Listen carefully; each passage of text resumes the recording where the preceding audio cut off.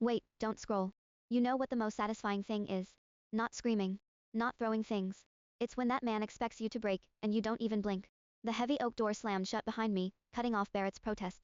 Before I reached the elevator, the door ripped open again. Harlow. If you walk into that elevator, you're done as CFO. He grabbed my wrist, hard enough to bruise. I looked down, then twisted my arm, and broke his hold clean. Keep the title, Barrett. I'm sick of fixing your stupid mistakes anyway. The elevator doors closed on his twisted, furious face. I got into my Porsche Cayenne, and dialed Gus Kowalski, Wall Street Titan, the backer behind Marks Capital's $100 million merger. Harlow, Gus said dismissively, if Barrett sent you to beg, Gus. Authorization Protocol, MGT Omega 9. A loud clatter came from the other end, a golf club hitting grass. When Gus spoke again, his voice trembled. Miss Montgomery. That's the highest family clearance. Pull the funding. The 100 million. Initiate withdrawal before the market opens tomorrow. That will bankrupt him, do it, or the Montgomery Trust liquidates every position we hold in your firm. Consider it done. I hung up and looked at my reflection, eyes dark, hollow, merciless as a scalpel. While Barrett's world was about to catch fire, I drove to a private spa in Soho. 2 hours. Full body scrub, massage, a blowout like a magazine cover. I washed his stench off my skin. Back at the Tribeca penthouse past midnight. The elevator doors opened, and there she was. Off-season Chanel tweed, a garish designer bag. Krista Reed. When she saw my vintage velvet gown, her eyes flashed shock, then ugly, naked jealousy. Oh, Harlow. I'm just here to pick up some files Barrett left for me. I said nothing. Walked straight to the door. She tried to slip in behind me. I stopped abruptly and slammed my forearm backward, right into her chest. Krista gasped and hit the carpet hard, lipsticks and receipts flying everywhere. Are you crazy? Barrett gave me $50 million today.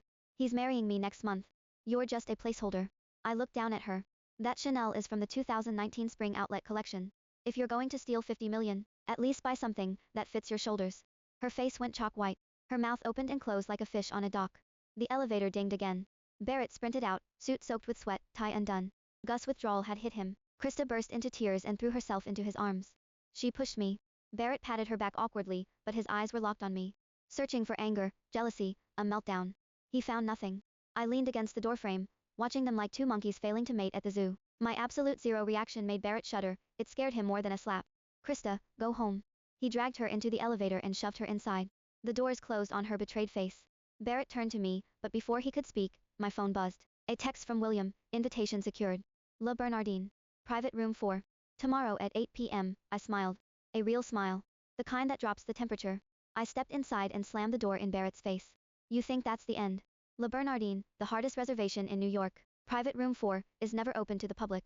It's reserved for one person, the man who's been dead for 5 years. My ex-husband. Liam Montgomery. The 50 million he stole today.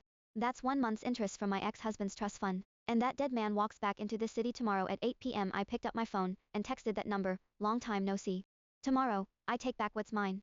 Oh, and that DNA report from back then. Fake. Sent. Tonight, the show's just starting. Want to know how the dead man comes back? Follow the next chapter.